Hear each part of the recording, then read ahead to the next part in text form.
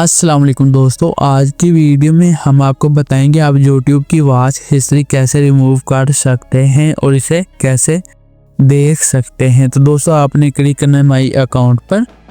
इधर से दोस्तों आपने क्लिक करना है व्यू आर।